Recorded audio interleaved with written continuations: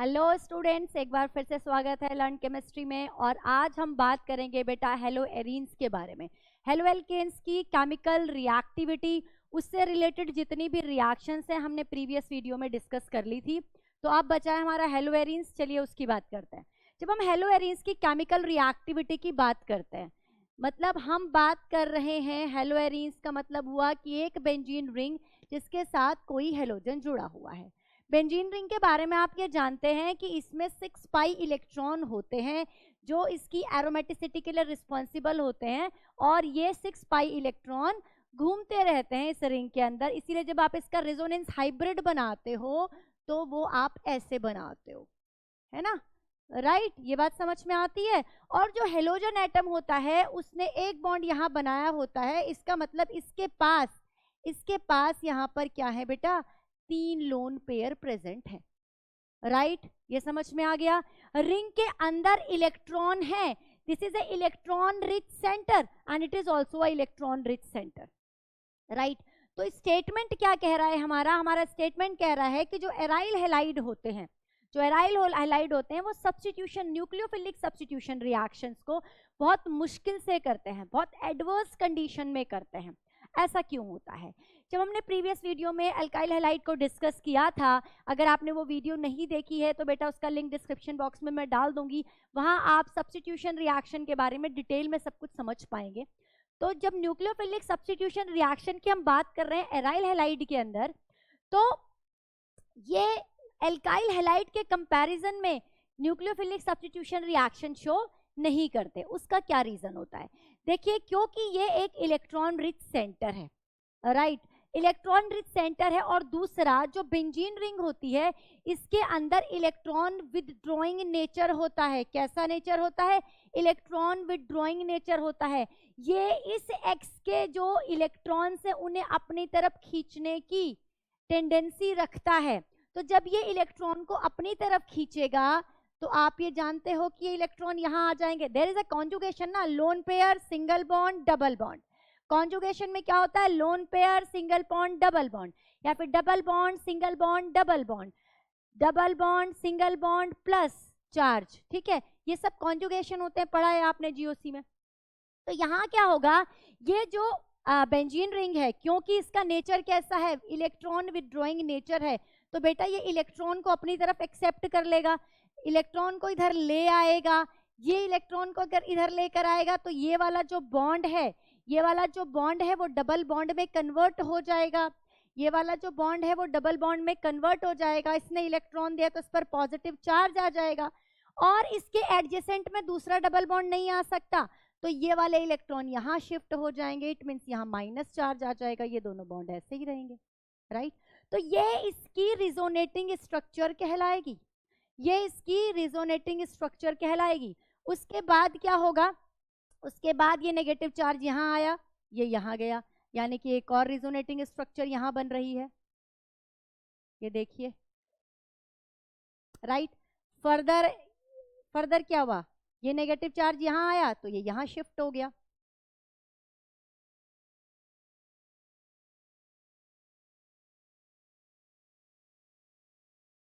Right एक और resonating structure बनेगी, ये वापस यहाँ आएगा, ये वापस एक्स पे चला जाएगा, तो स्ट्रक्चर विल बी दिस। तो आप देख रहे हो बेटा कि यहाँ पर रिजोनेंस हो रहा है, और आपको पता है रिजोनेंस क्या करता है, मॉलिक्यूल को स्टेबल करता है। तो ये मॉलिक्यूल इस तरह से क्या हो गया, स्टेबल हो गया। तो पहला इंपॉर्टेंट रीजन क्या है कि जो बेंजीन रिंग होती है उसकी इलेक्ट्रॉन विड्रॉल नेचर होती है, तो withdrawal of electron by benzene and stabilization of resonance. जब ये रेजोनेंस में इन्वॉल्व हो गया और यहाँ पर क्या आ गया, यहाँ पर डबल बॉन्ड का कैरेक्टर आ गया। देखो पार्शियल डबल बॉन्ड बन गया। पार्शियल क्यों कह रहे हैं, फुल्ली क्यों नहीं कह रहे, क्योंकि भाई रेजोनेंस में घूम रहे हैं ना, ये वाले इलेक्ट्रॉन एक जगह तो लोकलाइज्ड नहीं है ना, डीलोकलाइज्ड फॉर्म में है। तो यहाँ पार्शियल डबल बॉन्ड कैरेक्टर आ गया। पार्शियल डबल बॉन्ड कैरेक्टर आने की वजह से इस कार्बन और एक्स के जो बीच का जो बॉन्ड है वो टूटना मुश्किल हो गया। टूटना मुश्किल हो गया, न्यूक्लियोफाइल आकर इस बॉन्ड को नहीं तोड़ पा रहा है, इसीलिए यहाँ पर सब्स्टिट्यूशन, न्यूक्लियोफिलिक सब्स्टिट्यूशन रिएक्शन नहीं होगी, इलेक्ट्रोफिलिक होगी। न्यूक्लियोफिलिक सब्स्टिट्यूशन रिएक्शन यहाँ पर नहीं होगी। अब न्यूक्लियोफिलिक सब्स्टिट्यूशन, भाई सब्स्टिट्यूशन तो मुश्किल है क्योंकि पार्शियल डबल बॉन्ड कैरेक्टर आ रहा है। न्यूक्लियोफिलिक सब्स्टिट्यूशन और क्यों मुश्किल है, उसका रीजन एक और है, हाइब्रिडाइजेशन ऑफ CX बॉन्ड। देखिए यहां पर इस कार्बन का जो हाइब्रिडाइजेशन है वो sp2 है।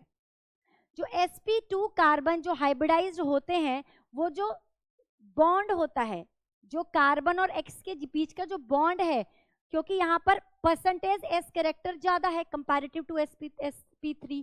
देखो हेलो एरीन्स अगर मैं बनाऊं, सॉरी हेलो एल्काइल हैलाइड्स अगर मैं बनाऊं, ये मैंने एक एल्काइल हैलाइड बनाया, इन दोनों को मैं कंपेयर करूं तो इसका हाइब्रिडाइजेशन क्या है बेटा, sp3 है।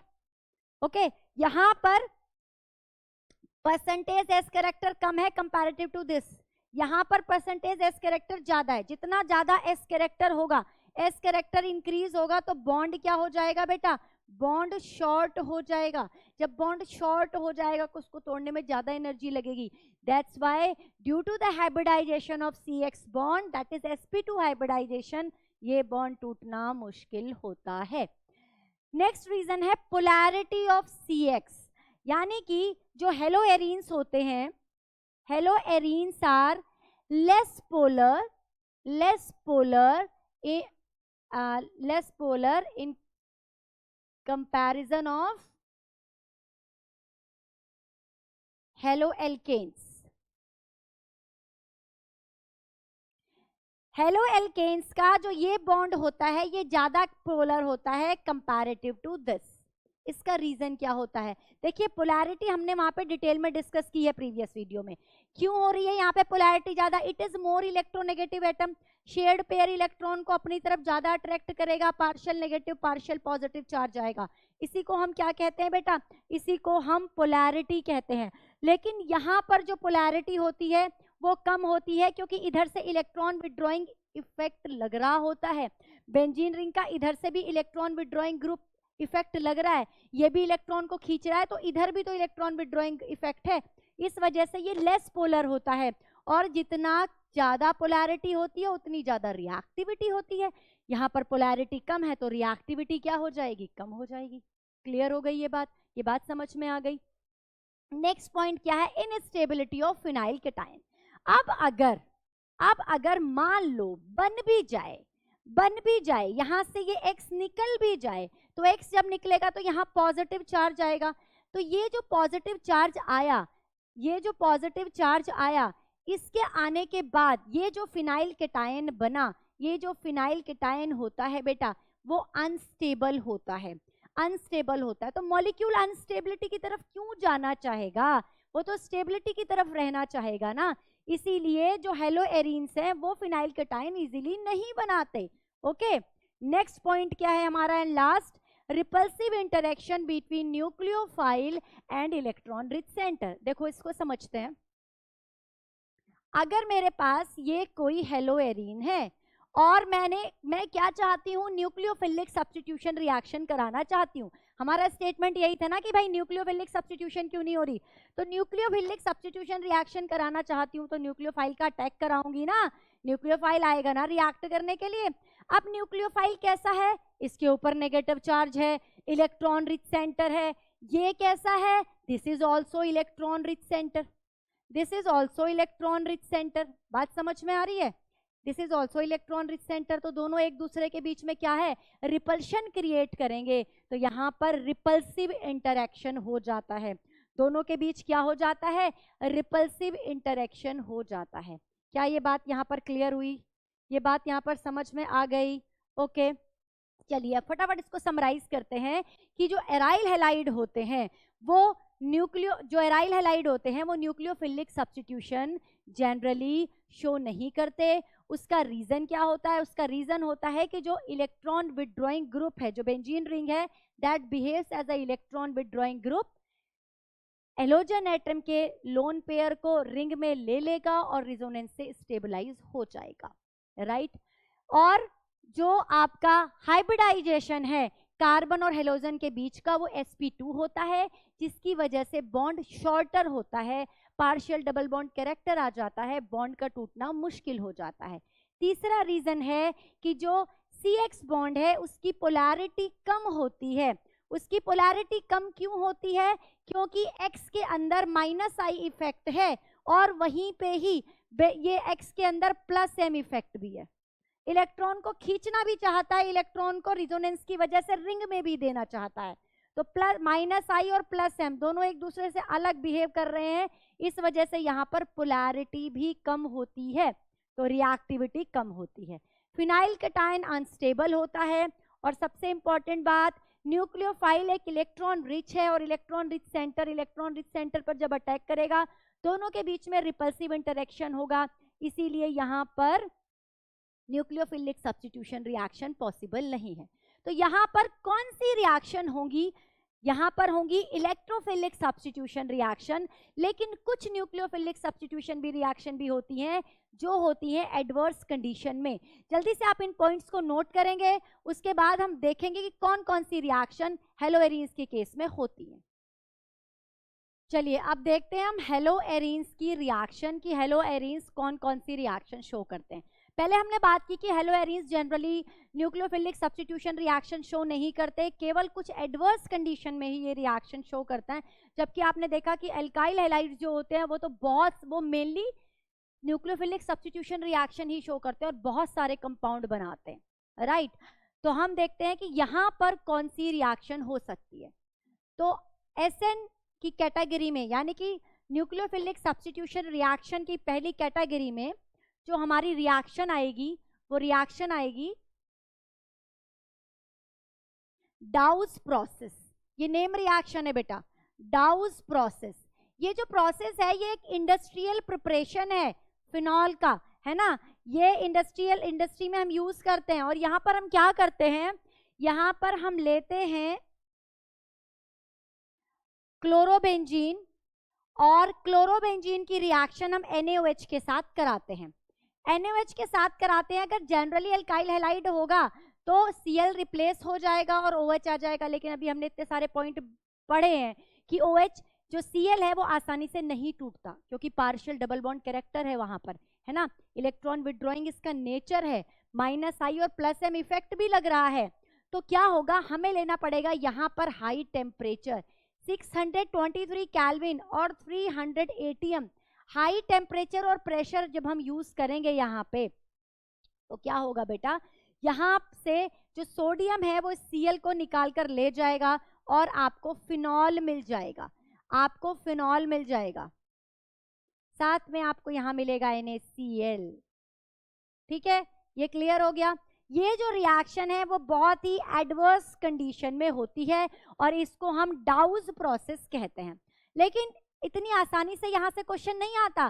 क्वेश्चन क्या पूछता है भाई, अगर इस प्रोसेस के दौरान, इस रिएक्शन के दौरान अगर हम कोई इलेक्ट्रॉन विड्रॉइंग ग्रुप लगा दें, ठीक है, जैसे कि हम NO2 लगा दें, कैसे देखिए, ये एक हेलोएरीन है, क्लोरोबेंजीन है और पैरा नाइट्रोक्लोरोबेंजीन अगर मैं ले लूं, एक इलेक्ट्रॉन विड्रॉइंग ग्रुप लगा हुआ है क्लोरीन के पैरा पर, तो जो ये रिएक्शन होती है बेटा वो 433 केल्विन पर हो जाती है, यानी कि कम टेम्परेचर पर रिएक्शन हो रही है। आपको हाई प्रेशर नहीं देना पड़ रहा और आपको यहाँ पे क्या मिल जाता है, आपको Cl की जगह OH आ जाएगा, NO2 तो रहेगा, Cl की जगह OH आ जाएगा। ऐसा क्यों हुआ, कम टेम्परेचर पर ये रिएक्शन क्यों हो गई? उसका रीजन ये होता है बेटा कि it is a electron withdrawing group, है ना। इंपॉर्टेंट है, स्टार करेंगे इसको, ये स्टार वाला क्वेश्चन बनता है यहाँ से। ऐसा क्यों हो रहा है? ऐसा इसलिए हो रहा है because NO2 is a electron withdrawing group. Electron withdrawing group होने की वजह से ये इसके इलेक्ट्रॉन रिच सेंटर था, इलेक्ट्रॉन्स को अपनी तरफ अट्रैक्ट करेगा। यहाँ पे इलेक्ट्रॉन की कुछ कमी सी बनेगी, उस कमी सी की वजह से जो वो कमी बनी, न्यूक्लियोफाइल आकर जो खुद ही एक इलेक्ट्रॉन रिच है आसानी से अटैक कर पाएगा। बात समझ में आ गई? एक पॉइंट बताया था आपको कि न्यूक्लियोफाइल जब बेंजीन रिंग पर आकर अटैक करता है तो क्यों नहीं अटैक कर पा रहा, क्योंकि benzene ring is electron rich centre. अगर मैं उस बेंजीन रिंग के कुछ इलेक्ट्रॉन की डेंसिटी को कम कर पाऊं, अगर इलेक्ट्रॉन डेंसिटी को कुछ कम कर पाऊं तो न्यूक्लियोफाइल के आने का रास्ता साफ हो जाएगा, वो फिर भी आ पाएगा। तो वही हुआ यहाँ पे, हमने NO2 लगा दिया पैरा पर। पैरा पर NO2 लगाने से क्या हुआ, NO2 एक इलेक्ट्रॉन विड्रॉइंग है और उसने क्या कर दिया बेटा, कम टेम्परेचर पर ही रिएक्शन को करा दिया। अब यहाँ पे एक चेंज और देखेंगे, अगर मैं इसके ऑर्थो पर भी NO2 लगा दूं और पैरा पर भी NO2 लगा दूं, तब क्या होगा, तब तो बेटा और कम टेम्परेचर पर और आसानी से ये रिएक्शन होने लगेगी, केवल 368 केल्विन पर ये रिएक्शन होगी। मीडियम एसिडिक होगा, मीडियम यहाँ पर भी एसिडिक होगा, एसिड हमें लेना पड़ेगा, ठीक है। तो ये 368 केल्विन पर ही रिएक्शन होने लगी। अब काम और आसान हो गया, क्योंकि दो दो इलेक्ट्रॉन विड्रॉइंग ग्रुप यहाँ पे प्रेजेंट है, दो इलेक्ट्रॉन विड्रॉइंग ग्रुप यहाँ पर प्रेजेंट है। क्या करेंगे, बेंजीन की डेंसिटी को कम करेंगे। बेंजीन की डेंसिटी कम होगी, न्यूक्लियोफाइल उतनी आसानी से आकर अटैक कर जाएगा। क्या बन जाएगा यहाँ पर, ये आपका Cl को रिप्लेस करके OH आ गया, NO2H सच रहेगा। अब अगर मैं और ज्यादा इलेक्ट्रॉन विड्रॉइंग ग्रुप यहां पर लगा दूं, NO2, NO2 और NO2, ठीक है। अब इसकी रिएक्शन अगर NaOH के साथ कराई जाए तो आपको पता है अब रिएक्शन और भी आसान हो गई, केवल और केवल 323 केल्विन पर ये रिएक्शन हो जाएगी, केवल और केवल 323 केल्विन पर ये रिएक्शन हो जाएगी। ट्राई नाइट्रोफिनॉल आपको यहाँ पर मिल जाएगा, ट्राई नाइट्रोफिनॉल आपको यहाँ पर मिल जाएगा। Are you getting my point, ये समझ में आ रहा है ना कि इलेक्ट्रॉन विड्रॉइंग ग्रुप क्या कर रहा है, ईज कर रहा है न्यूक्लियोफिलिक सब्स्टिट्यूशन को। तो न्यूक्लियोफिलिक सब्स्टिट्यूशन अगर आप कराना चाहते हो बेंजीन रिंग पर, तो आपको क्या करना पड़ेगा, इलेक्ट्रॉन विड्रॉइंग ग्रुप लगाना पड़ेगा। इलेक्ट्रॉन विड्रॉइंग ग्रुप जैसे जैसे इंक्रीज करेगा, सब्स्टिट्यूशन, न्यूक्लियोफिलिक सब्स्टिट्यूशन क्या हो जाएगा, इजी हो जाएगा, इजी हो जाएगा। ये है डाउस प्रोसेस की कहानी, ठीक है। यहां पर आपसे ये चीजें पूछ लेता। अच्छा, एक चीज और यहां पर क्वेश्चन बनता है, स्टार लगाएंगे उस क्वेश्चन के लिए। वो कहता है कि भाई NO2 आपने ऑर्थो पे लगाया और पैरा पर लगाया, इलेक्ट्रॉन विड्रॉइंग ग्रुप आपने ऑर्थो पर लगाया और पैरा पर लगाया, अगर मैं मेटा पर लगाऊं तो क्या होगा, मेटा पर लगाने पर कोई इफेक्ट नहीं आएगा, मेटा पर लगाने पर कोई इफेक्ट नहीं आएगा। ऐसा क्यों होता है, ऐसा इसलिए होता है कि जब अभी मैंने 5 मिनट पहले आपको क्लोरोबेंजीन के क्या बताए थे बेटा, क्लोरोबेंजीन के आपको मैंने रिजोनेटिंग स्ट्रक्चर बताए थे, फिर से बता देती हूँ। देखो क्लोरोबेंजीन की ये रिजोनेटिंग स्ट्रक्चर बनेगी, ये यहाँ आ गया इलेक्ट्रॉन, ठीक है, इस पर पॉजिटिव चार्ज आ जाएगा ऑब्वियसली। देन फिर ये यहाँ आ गया, ये यहाँ आ गया, यहाँ पर नेगेटिव, ये Cl। अगली में क्या होएगा, ये यहाँ आएगा, ये यहाँ आएगा। नेक्स्ट यहाँ पे बना रही हूँ बच्चे, यहाँ पे Cl लगा दिया मैंने, पॉजिटिव चार्ज है, और ये यहाँ हो गया, ये यहाँ हो गया, ये यहाँ हो गया, ठीक है। और नेक्स्ट क्या होगा, ये वाला आ जाएगा। अब आप यहाँ देख रहे हो कि इलेक्ट्रॉन की डेंसिटी किस किस पोजीशन पर ज्यादा है, नेगेटिव चार्ज कहाँ आ रहा है, ऑर्थो पे आ रहा है, नेगेटिव चार्ज कहाँ आ रहा है, पैरा पे आ रहा है, नेगेटिव चार्ज फिर अगली में कहाँ आएगा, यहाँ आएगा, ऑर्थो पर आएगा। ये बात समझ में आ रही। तो बेटा इलेक्ट्रॉन की डेंसिटी ऑर्थो और पैरा पर ही जाता है। तो अगर आप ऑर्थो और पैरा पर इलेक्ट्रॉन विड्रॉइंग ग्रुप लगाओगे तभी तो वो अपनी तरफ खींचेगा, विड्रॉ करेगा वहां से इलेक्ट्रॉन को। मेटा पर लगाने का क्या फायदा है, मेटा पर तो एक बार भी नेगेटिव चार्ज नहीं आया, मेटा पर तो इलेक्ट्रॉन डेंसिटी यहाँ ज्यादा है ही नहीं, ऑलरेडी कम है comparative to ortho and para. Clear हो गया। तो ये क्वेश्चन आपसे पूछता है, ये क्वेश्चन आपसे पूछता है, ठीक है, कि इलेक्ट्रॉन विड्रॉइंग ग्रुप NO2 को अगर मेटा पर लगाएंगे तो क्या इफेक्ट पड़ेगा, कोई इफेक्ट नहीं पड़ेगा, क्योंकि जो डेंसिटी होती है इलेक्ट्रॉन की in case of haloarenes ortho और पैरा पोजीशन पर ज्यादा होती है, तो आप ऑर्थो और पैरा पर इलेक्ट्रॉन विड्रॉइंग ग्रुप को लगाओगे, राइट। तो ये हमने बात की यहाँ पे डाउस प्रोसेस की। इसके बाद एक रिएक्शन और है, उसको भी यहीं पे कवर कर लेते हैं। ये ए रिएक्शन हो गई।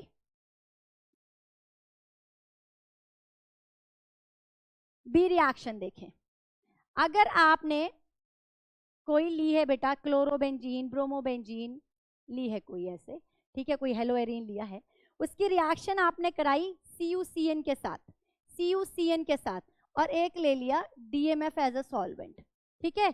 DMF क्या है यहाँ पर, सॉल्वेंट है। इसका क्या नाम है? Dimethyl formamide. बहुत सारे बच्चों को इसका नाम नहीं पता होता, नोट कर लेंगे, डाईमिथाइल फॉर्मामाइड।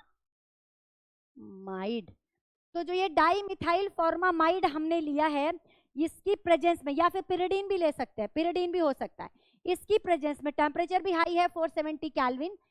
CN यहां पर इस Br को रिप्लेस कर देगा और आपको साइनोबेंजीन मिल जाएगी, है ना, या फिर बेंजीन नाइट्राइल आप कह सकते हैं, ये आपको मिल जाएगा। फिनाइल साइनाइड कह सकते हैं, बेंजीन नाइट्राइल कह सकते हैं, आपको ये कंपाउंड मिल जाएगा।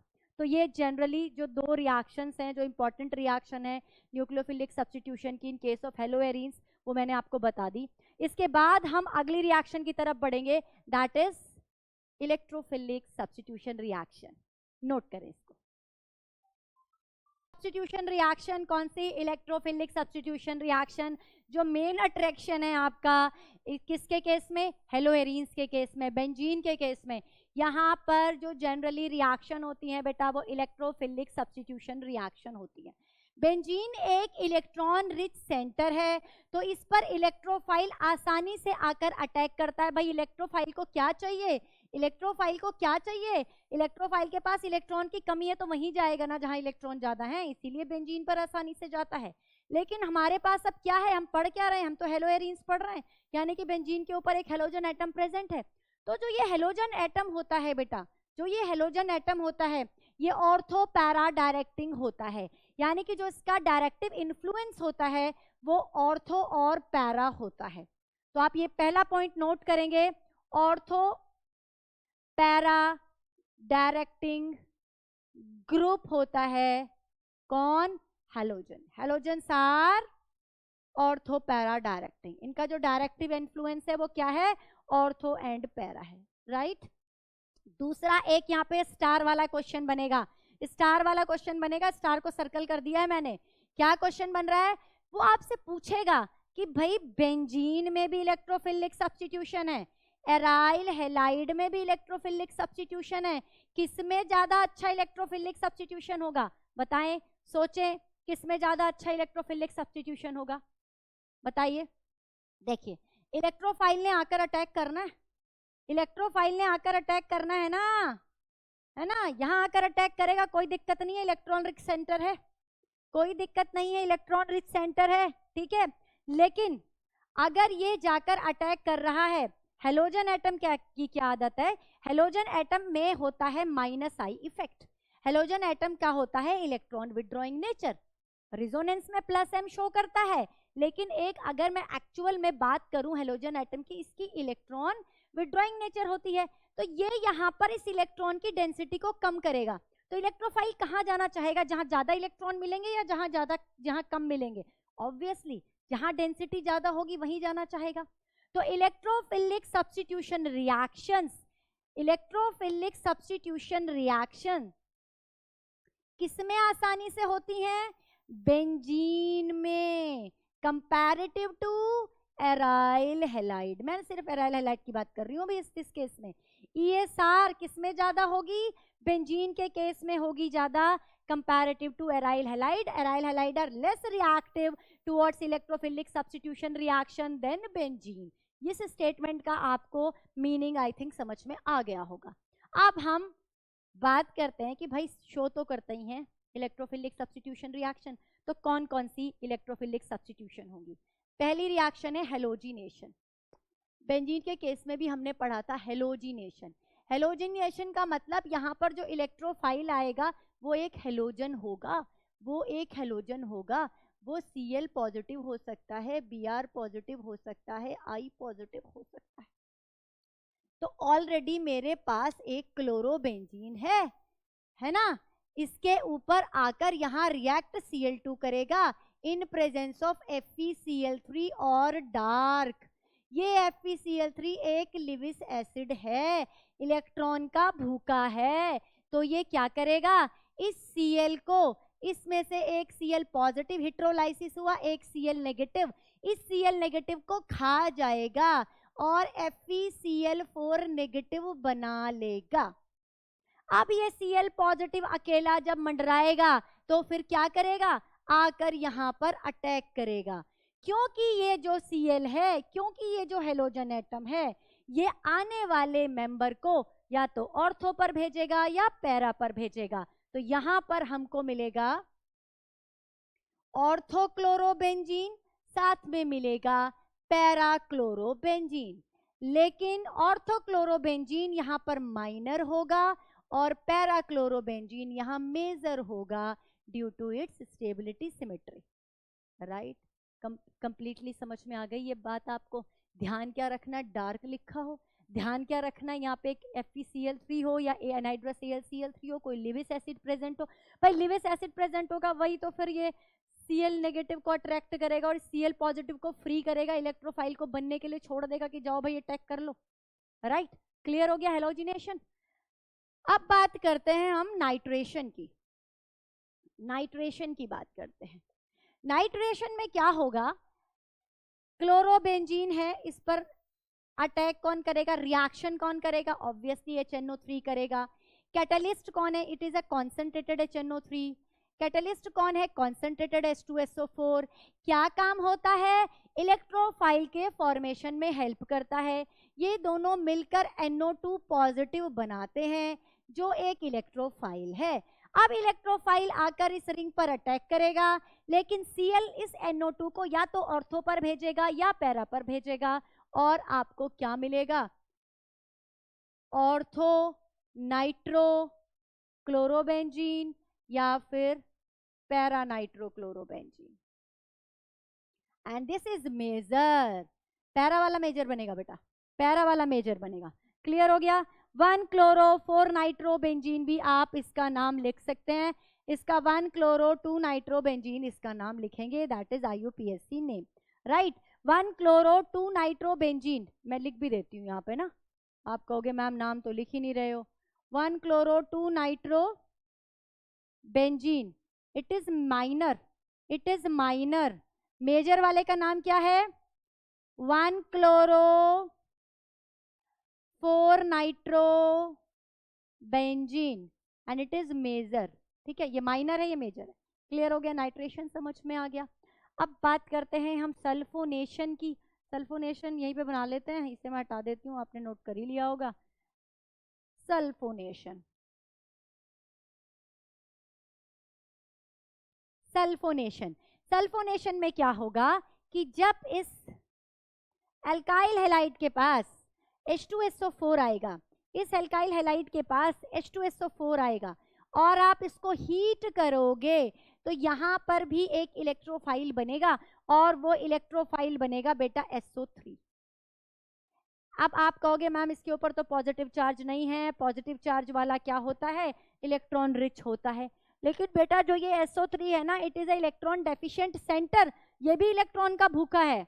तो ये कहाँ जाएगा, ये इस इलेक्ट्रॉन रिच रिंग पर आकर अटैक करेगा और आपको क्या मिलेगा, आपको मिलेगा यहां पर SO3H ऑर्थो पर एंड SO3H पैरा पर।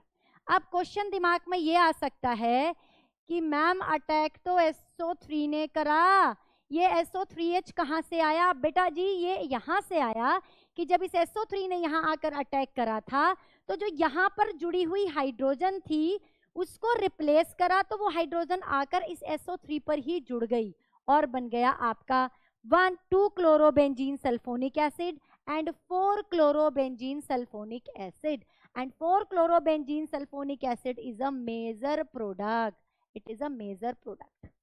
right, clear हो गया यहाँ तक? अब हमारी बची है एक और बहुत important reaction, that is a Friedel Crafts reaction. Right, इसको फटाफट से आप कर लो, स्क्रीनशॉट ले लो, ले लिया? चलिए अब हम अपनी फोर्थ और इंपॉर्टेंट रिएक्शन करने वाले हैं। देखो बेटा जो ये फ्रिडल क्राफ्ट रिएक्शन होती है इसमें इसे हम 2 पार्ट में पढ़ते हैं, वैसे तो 3 में पढ़ाती हूँ मैं इसको। Friedel Crafts alkylation, Friedel Crafts acylation and Friedel Crafts benzoylation. ठीक है, तो चलिए फ्रिडल क्राफ्ट रिएक्शन करेंगे। इट इज ABCD हो गया, ये फ्रिडल क्राफ्ट रिएक्शन है और उसमें हम अभी पहले पढ़ रहे हैं एल्काइलेशन। एल्काइलेशन देखिए यहाँ पर क्या होगा, जब कोई क्लोरोबेंजीन किसी एल्काइल हैलाइड के साथ रिएक्ट करेगी in presence of anhydrous AlCl3, anhydrous AlCl3। Note करेंगे लिविस एसिड यहाँ पर होगा और ये लिविस एसिड क्या करेगा, इलेक्ट्रॉन का भूखा इलेक्ट्रॉन, यहाँ पर इलेक्ट्रॉन एक्सेप्टर है ना, इलेक्ट्रॉन एक्सेप्टर है, तो क्या करेगा, ये इस Cl नेगेटिव को लेकर AlCl4 नेगेटिव बना देगा बेटा। CH3 पॉजिटिव अकेला रह जाएगा, घूमता घूमता कहाँ पहुंचेगा, घूमता घूमता इस रिंग पर पहुंचेगा, और इस रिंग पर पहले से ही क्लोरीन प्रेजेंट है, तो वो इस CH3 को ऑर्थो पर या पैरा पर लगा देगा। तो हमें क्या मिल जाएगा, हमें मिल जाएगा दिस एंड दिस, जिसमें से जो हमारा पैरा वाला होगा बेटा वो मेजर होगा। ये बताओ समझ में आया कि नहीं। ठीक है, ये हमें मिल गया 2 क्लोरोटोलिन, ये मिल गया हमें 4 क्लोरोटोलिन। बेंजीन के ऊपर CH3 रिंग जुड़ा होता है, बेंजीन के ऊपर CH3 जुड़ा होता है तो उसको टोलिन कहते हैं। ठीक है, तो ये टोलिन है, टोलिन के पैरा पर Cl है तो 4 क्लोरोटोलिन है ना, और उसके ऑर्थो पर भी Cl है तो 2 क्लोरोटोलिन। क्लियर हो गया, ये मेजर है ये माइनर है। ये बात हुई एल्काइलेशन की। अब हम बात करते हैं, इसी को मैं फर्स्ट पार्ट कर देती हूँ, उसको सेकंड पार्ट। अगर हम एसाइलेशन कर रहे हैं, एसाइलेशन का मतलब ये हुआ कि यहाँ पर एल्काइल हैलाइड रिएक्शन नहीं करेगा, यहाँ पर एसाइल हैलाइड रिएक्शन करेगा। मैंने ले लिया एसिटाइल क्लोराइड, है ना, मैंने ले लिया एसिटाइल क्लोराइड, आप एसिटाइल ब्रोमाइड ले लो, है ना, it's your choice. Acetyl chloride मैंने लिया तो बेटा ये तो चाहिए ही मुझे एनहाइड्रस AlCl3, क्योंकि अगर एनहाइड्रस AlCl3 नहीं होगा तो इलेक्ट्रोफाइल नहीं बनेगा। ये तो इलेक्ट्रोफाइल के फॉर्मेशन में हेल्प करने वाला है। कैसे हेल्प करने वाला है, ये ऐसे हेल्प करने वाला है, ये इस Cl नेगेटिव को लेकर AlCl4 नेगेटिव बनाएगा। ठीक है, AlCl4 नेगेटिव बनाएगा और ये CH3CO पॉजिटिव फ्री होकर जब घूमेगा तो कहाँ आएगा, घूमता घूमता इस रिंग पर आएगा, और जब इस रिंग पर आएगा तो रिंग पर बैठा Cl इसको कहाँ भेजेगा, या तो ऑर्थो पर भेजेगा या फिर पैरा पर भेजेगा। तो हमें ऑर्थो और पैरा दोनों आइसोमर मिलेंगे, जिनमें से जो हमारा पैरा होगा वो होगा आपका क्या, मोर स्टेबल, मेजर प्रोडक्ट बनेगा। ठीक है, para chloro acetophenone, para chloro acetophenone, ortho chloro acetophenone, acetophenone. Benzene के ऊपर COCH3 ग्रुप होता है, इसको एसिटोफिनॉन कहते हैं। ठीक है, और मेजर कौन सा है, पैरा वाला मेजर है। अब मैम जो ये AlCl4 नेगेटिव ऐसे ही रहने वाला है क्या, ये ऐसे ही रहने वाला है कि नहीं नहीं नहीं नहीं, because it is a catalyst, टूट जाएगा AlCl3 में और Cl में, Cl नेगेटिव में। तो इस Cl नेगेटिव क्या होगा, अरे बाबा जब ये COCH3 यहाँ आया था, it is a substitution reaction, तो इसने किसी को हटाया होगा ना, तो जिस हाइड्रोजन को हटाया था, उस हाइड्रोजन के साथ मिलकर इसने HCl भी तो बनाया है, इसने HCl भी तो बनाया, यहाँ भी HCl बनेगा। क्लियर हो गया, समझ आ गई ये कहानी आपको। Acylation, alkylation, halogenation, nitration, sulphonation, ये सारी की सारी क्या है, हमारी इलेक्ट्रोफिलिक सब्स्टिट्यूशन रिएक्शन है। राइट, अब हम 2-3 रिएक्शन और करते हैं और बाद में सारे का हम क्या करेंगे, समराइज करेंगे। जल्दी से कर लो इसका स्क्रीनशॉट। करते हैं अपनी थर्ड टाइप की reaction, that is reaction with metals. तो जो ये हेलो एरीन्स हैं, हेलो एल्केन्स के तरह ही मेटल के साथ भी रिएक्शन करते हैं, और हमारी जो पहली रिएक्शन है वो है रिएक्शन विद मैग्नीशियम। बिल्कुल, एल्काइल हैलाइड याद है आपको, मैग्नीशियम के साथ रिएक्शन करा के ग्रिग्नार्ड रिएजेंट बनाया था। भाई ये भी ग्रिग्नार्ड रिएजेंट बनाएगा, ये भी ग्रिग्नार्ड रिएजेंट बनाएगा। अगर आपने ब्रोमोबेंजीन ली है, इसकी मैग्नीशियम के साथ रिएक्शन कराते हो, ड्राई ईथर की प्रेजेंस में ether as a solvent reaction कराते हो, तो आपको ग्रिग्नार्ड रिएजेंट मिलने वाला है। ठीक है, तो ग्रिग्नार्ड रिएजेंट का यहाँ पर क्या हो जाएगा, फॉर्मेशन हो जाएगा। इसका नाम क्या होगा बेटा, इसका नाम होगा फिनाइल मैग्नीशियम ब्रोमाइड। ये रिएक्शन क्लोरोबेंजीन के केस में भी होती है, लेकिन क्लोरोबेंजीन ईथर की प्रेजेंस में इस रिएक्शन को नहीं कर पाता, तो उसको कौन चाहिए होता है, वो THF की प्रेजेंस में इस रिएक्शन को करता है, टेट्राहाइड्रोफ्यूरॉन की प्रेजेंस में इस रिएक्शन को करता है। यहाँ पर ईथर सॉल्वेंट नहीं होता, THF सॉल्वेंट होता है। तो यहाँ पर बन जाएगा phenyl magnesium chloride. Both are Grignard reagent, right, like alkyl halide. तो ग्रिग्नार्ड रिएजेंट के बाद अगली एक रिएक्शन है कि ये सोडियम के साथ भी रिएक्शन करता है। याद करो जरा एल्काइल हैलाइड का केस, एल्काइल हैलाइड का केस याद करो, प्रीवियस वीडियो में क्या पढ़ाया था भाई, सोडियम के साथ रिएक्शन कर रहा है एल्काइल हैलाइड में, एल्काइल हैलाइड सोडियम के साथ रिएक्शन कर रहा है ड्राई ईथर में, तो उस रिएक्शन में एल्केन बन रहे थे, हाइयर एल्केन्स बन रहे थे। यहां देखते हैं क्या होगा। आपने एल्काइल हैलाइड लिया, सॉरी एराइल हैलाइड लिया, इसके 2 मोल सोडियम के 2 मोल के साथ रिएक्शन करेंगे ईथर की प्रेजेंस में, वहां पर हाइयर एल्केन्स बन रहे थे, है ना, 2 एल्काइल ग्रुप आपस में जुड़कर एल्केन बना रहे थे, यहां पर दोनों बेंजीन रिंग आपस में जुड़कर बना देंगे बाइफिनाइल। 2 मॉलिक्यूल लिए बेटा आपने ना, तो यहाँ क्या बन जाएगा, बाइफिनाइल, और साथ में 2NaCl बाहर निकल जाएगा। वुड्स रिएक्शन को जब एल्काइल हैलाइड सोडियम के साथ रिएक्ट कर रहा था, वुड्स रिएक्शन कहते थे। इस रिएक्शन को हम फिटिग रिएक्शन कहते हैं, फिटिग रिएक्शन। आज की ये पहली तो नहीं, substitution reaction, electrophilic substitution reaction में आपने 4 रिएक्शन पढ़ी हैं, और ये आपकी 5वीं हो गई, फिटिग रिएक्शन, राइट। अब यहाँ पर एक और सोडियम के साथ एक तरह से और रिएक्शन करेगा, कैसे, आप ले लो एराइल हैलाइड, साथ में ले लो सोडियम, आपने 2 मोल ले लिए एराइल हैलाइड के, 1 मोल आपने एराइल हैलाइड ले लिया, 1 मोल आपने एल्काइल हैलाइड ले लिया, ठीक है। दोनों का जो Cl है वो सोडियम के साथ रिएक्ट कर जाएगा, सोडियम के तो 2 लेने पड़ेंगे मोल आपको, और आपको मिल जाएगा टॉलीन यहाँ पे। तो भाई जब 2 एल्काइल हैलाइड रिएक्ट कर रहे थे सोडियम से, है ना, तो वुड्स रिएक्शन कह रहे थे, 2 एराइल हैलाइड रिएक्ट कर रहे थे सोडियम से, तो फिटिग रिएक्शन कह रहे थे। अब एक एल्काइल हैलाइड कर रहा है और एक एराइल हैलाइड कर रहा है, मिक्सचर कर रहा है, तो हम इसको कहते हैं वुड्स फिटिग रिएक्शन। बोलो, मजा आया ना, बहुत आसान सी नेम रिएक्शंस हो गई हमारी ये, Wurtz reaction, Fittig reaction and Wurtz Fittig reaction, ठीक है।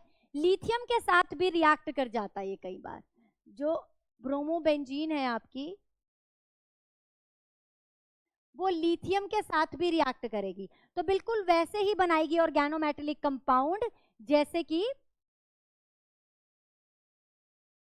यहाँ पे 2 मोल Li के लगेंगे, अच्छा यहाँ पे क्या बनेगा, Li लग जाएगा, यहाँ पर Li लग जाएगा, और एक LiBr क्या हो जाएगा, बाहर निकल जाएगा, ठीक है।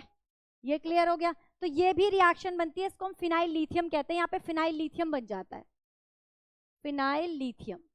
अब एक और नेम रिएक्शन की बात करेंगे, एक और नेम रिएक्शन की बात करेंगे, इसे कहते हैं उल्मांस रिएक्शन।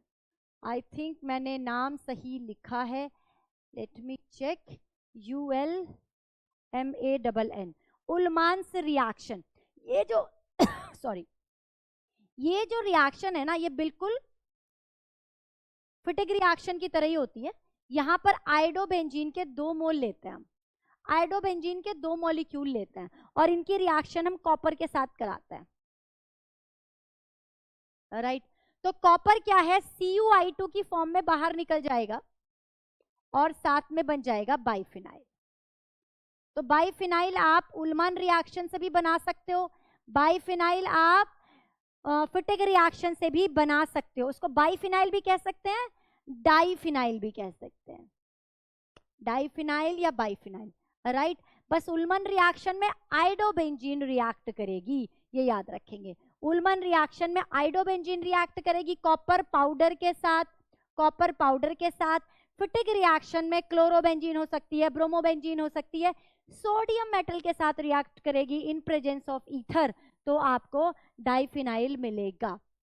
यहां तक क्लियर हो गया, ये सारी रिएक्शंस आपको समझ में आ गई। अब हम फटाफट से समराइज करते हैं कि हमने आज क्या क्या पढ़ा। चलिए, हमने आज बात करी कि जो एराइल है, हमने केमिकल रिएक्टिविटी की पहले तो बात करी, किसकी केमिकल रिएक्टिविटी की? हेलो एरीन्स के केमिकल रिएक्टिविटी की। आज की पूरी वीडियो जो डेडिकेटेड थी वो हेलो एरीन्स के बारे में थी, उसकी केमिकल रिएक्टिविटी के बारे में थी। तो हमने कहा कि भाई जो हेलो एरीन्स होते हैं वो केमिकल जो रिएक्शन करते हैं ना, वो सब्स्टिट्यूशन, न्यूक्लियोफिलिक सब्स्टिट्यूशन रिएक्शन बहुत मुश्किल से करते हैं, है ना। वो आसानी से क्या रिएक्शन करते हैं? इलेक्ट्रोफिलिक सब्स्टिट्यूशन रिएक्शन करते हैं, क्योंकि वो एक इलेक्ट्रॉन रिच सेंटर होती है, बेंजीन रिंग एक इलेक्ट्रॉन रिच सेंटर होती है। लेकिन फिर भी एडवर्स कंडीशन में ये कुछ रिएक्शन शो कर देते हैं, जैसे कि डाउस प्रोसेस। डाउस प्रोसेस क्या है? एक न्यूक्लियोफिलिक सब्स्टिट्यूशन रिएक्शन है, एडवर्स कंडीशन में होती है, हाई टेम्परेचर हाई प्रेशर पर। अगर आपको कंडीशन को थोड़ा नॉर्मलाइज करना है, रिएक्शन को आसानी से करना है, तो इलेक्ट्रॉन विथड्रॉइंग ग्रुप लगा दो, रिएक्शन थोड़ी सी इजी हो जाएगी। ठीक है, क्लियर हो गया। फिर हमने पढ़ा कि भाई ये तो इलेक्ट्रोफिलिक सब्स्टिट्यूशन आसानी से करता है, और उनमें से रिएक्शन कौन सी पढ़ी हमने? हेलोजिनेशन देता है, ये हेलोजिनेशन करता है। ऑर्थो पैरा डायरेक्टिंग ग्रुप है तो ऑर्थो और पैरा डेरिवेटिव बनाएगा, जिसमें से पैरा मेजर होगा। नाइट्रेशन करता है, हमने कहा ये सल्फोनेशन करता है। फिर हमने कहा कि भाई ये तो फ्रिडल क्राफ्ट भी करता है, फ्रिडल क्राफ्ट में एल्काइलेशन भी करता है, फ्रिडल क्राफ्ट में ये एसाइलेशन भी करता है। फिर हमने कहा कि ये मेटल के साथ भी रिएक्शन करता है, तो ये वुड्स फिटिग रिएक्शन भी देता है। फिर ये हमने कहा कि ये फिटिग रिएक्शन भी देता है। फिर हमने कहा ये मैग्नीशियम के साथ रिएक्शन करके ग्रिग्नार्ड रिएजेंट भी बनाता है। फिर हमने कहा कि ये कॉपर के साथ रिएक्शन करके उल्मन्स रिएक्शन भी देता है। ये हमने सारी रिएक्शन, नेम रिएक्शन जो मेन थी वो मैंने लिख दी यहाँ पे। ठीक है, डाउस प्रोसेस एक न्यूक्लियोफिलिक सब्स्टिट्यूशन रिएक्शन है। ठीक है, इसमें सब्स्टिट्यूशन कौन कर रहा है? आके OH कर रहा है। OH इज अ न्यूक्लियोफाइल जो आकर अटैक कर रहा है।